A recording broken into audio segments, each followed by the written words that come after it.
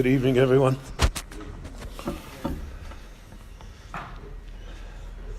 The haftara of this Shabbat, Parshat Zachor, is the haftara regarding Shaul HaMelech and Shmuel HaNovi and the war against Amalek. The Gemara sees Shaul HaMelech as a tragic figure, because it says in the Tanakh, Ben Shona Shaul B'molcho, that Shaul was a year old when he became the king. The Gemara says that cannot be. What does the Tanakh mean when it says that he was Ben Shona? So the Gemara says that just as a child, Ben Shona, is free of sin, so too Shaul, when he became the king, was free of sin. That the Gemara says that is the idea that is mentioned in Tanakh, that Shaul HaMelech was Mishichmo V'mala Mikol Yisrael. So it's not only that he was very tall, but that he was very great. There was no one that was as pious and as spiritually great as Shaul was. So if you've got the greatest tzaddik of the generation, and he is supposed to be the leader and the king, so then undoubtedly things that are good are going to happen. You got the right man. But the Gemara here has an insight that goes to life. And the insight that goes to life is that ein memanim parnas al hatzibur, you don't appoint someone to be a leader of the people, the person that's responsible, Elohim Kain yesh lo kupa shel shrotzim al shichma. He has to have the experience of not being a tzaddik, of somehow being experienced in the real world as to what happens, So here in Israel, we're very machmir on that. We demand a very big kuppah. But the idea that Chazal told us is a great insight into leadership of a society or even of a group. I remember that when I was much younger, I was in the yeshiva, in fact, and you're never as smart as you are when you're in the yeshiva. When you go out, you lose a little of it. So I was in the house of a Rav. In fact, I was in the house of who was going to be my future father-in-law. And a woman asked him a shaila. I was there. And he gave her an answer. And when she left, I said to him, Pa, the Mishnah Berurah doesn't say like that. So he didn't say anything to me. He just went to the bookcase and he took out the Aruch HaShulchan. And he showed me in the Aruch HaShulchan that what he had told the woman is what the Aruch HaShulchan had said. And then he told me a rule, which in Litte, apparently amongst the Rabbonim, was a rule. It's not a rule today. But he said, the Chafetz Chaim that wrote the Mishnah Berurah, he was a tzaddik. The Aruch HaShulchan was written by Rabbi Yechiel Michal Alevi Epstein, who was the Rav in Navaradok. So he was a Rav. So he told me, he says, the halacha, you have to paskin like a Rav, nit v'a tzaddik. A tzaddik is a tzaddik, but that doesn't do it. And that is what really is the stumbling block for Shaul HaMelech. Because we will see what happens here with Amalek. Shmuel told him to kill Agag, he didn't kill Agag. Shmuel told him that they have to destroy all the sheep and everything. He didn't, he let it be there.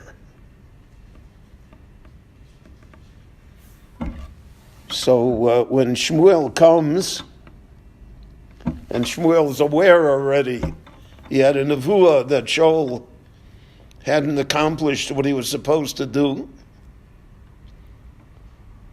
So Shaul says to him right away, Akimosi is Dvar Hashem.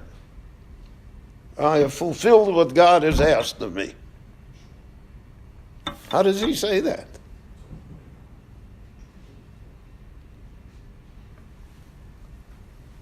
Because in his righteousness, in the personality that he had, that he was free of sin, so he thought that, that when he was told to kill Agag, they didn't really mean it, and that all the sheep are going to be used for sacrifices to God. They're going to be used for a positive purpose. So therefore, Akimos is Dvar Hashem. The purpose, what Hashem wanted, I did. I know what the purpose is, and I did it. Shmuel doesn't accept that at all. There's a play on words here on the trup. Shmuel says to him, meh. And what is this sound that I hear? The meh. I hear the sheep.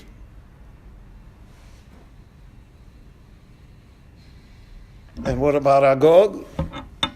So Shaul says, well, the sheep are here because we want to bring karbonot la'Hashem Elokecha. Right? We want to do great good things with it. So people always think that by doing a good thing, by the so to speak, the end result justifies the means.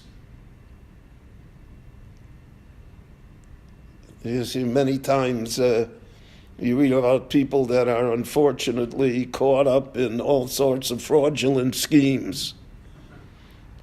And their defense is, but they gave a lot of charity. They helped a lot of people. So that becomes the justification for, and the Torah, it says that by the Rabbanu Shalom ki lo yikach shochad. So what does it mean that the Rabbanu Shalom doesn't take shochad? He doesn't take bribery. So the Gemara says shochad mitzvahs. He doesn't take the shochad that you did mitzvahs for what you did wrong, right? You stole money and you gave it to charity. Giving to charity stolen money doesn't change it. Doesn't justify it. So Shaul is interested in the result, and Shmuel is interested in the process. And then, so he says to him, you didn't do, and Shaul does not accept that. Shaul argues with him. He says, I did what God wanted. And he gives him another excuse. Ki yoresi asom. Popular demand. What do people think? If I did what you said, the people would say, what a terrible thing. He killed Agag when Agag was defenseless. And then they will say, and all the sheep that we had, he got rid of all of that, right? So we're coming out of the war with nothing. We had no benefit. So your race is on, right? I'm afraid of the people. It's what we call public opinion. Public opinion is a very dangerous thing because it is not necessarily correct. You ask, what is the public opinion in Gaza? Or what is public opinion in the Palestinian Authority? Or what was public opinion in Germany? Or in the Soviet Union? Public opinion doesn't make a wrong a right. It doesn't change the moral basis. And we see that played out now in the Western world in many, many countries, including the United States. The public opinion says, it's all right to kill babies.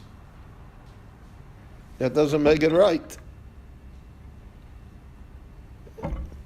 So that's what he said, Ki yaresi asam. So that is because of the fact that he did not have a kupa shel shrotzim ashichma. He didn't have the experience with public opinion. In a democracy, if you get 50.1% of the vote, you won. But 49.9% didn't agree with you. But you have to be the leader knowing that 50% of the people don't agree with you. And that takes an inner strength that is not at all dependent upon tzidkus. That is not dependent on being a righteous person. It's depending on the strength of character. And then the other point was that he doesn't admit that he's wrong. Only after the whole thing that Shmuel reads him, Chatas Kesem Mary, everything you did wrong, and the Rabbanu Shalom is going to take the Malchus away from you. Only then does he say Chatosi. And Chazal point out that was the great difference between him and David HaMelech. David HaMelech did things that also Tanakh writes about. Not necessarily exemplary behavior. But David HaMelech admitted right away. David said, Sarli Mod. You're right. He didn't offer any excuses. And the Gemara says that he had a lot of excuses. She was really not a married woman. She had a get. She had all sorts of things. The Gemara discusses it. So technically, he didn't do anything wrong. But in the eyes of heaven and in the eyes of the people, he did something wrong. And he admitted it. He said, Chatosi. That's a great difference. The ability to admit a mistake. The ability to say that one is wrong. And that's why Chazal say that the beginning of tshuva is always vidui. To be able to say that I did something wrong. That's the opening of the heart, so to speak. So that's what makes Shaul such a tragic figure. Because he's such a noble person. He's such a great person. He's the first Melech of Yisrael. But he is undone by his own goodness. By his own sense of justice. And by his own sense that the result somehow is what God wanted. So therefore, how I arrived at the result is up to me. And this was a very, very telling moment regarding the definition of Malchus by Klal Yisrael.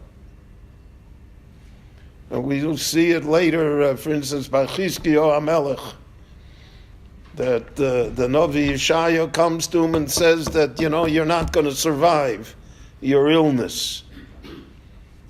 So he had a legitimate reason. He said, Chizkiyahu didn't marry and he didn't have children because he saw in a dream that his son would be a Rasha, Menashe. So the Navi said to him, Bahari de Kavshe Rahman Olomalach.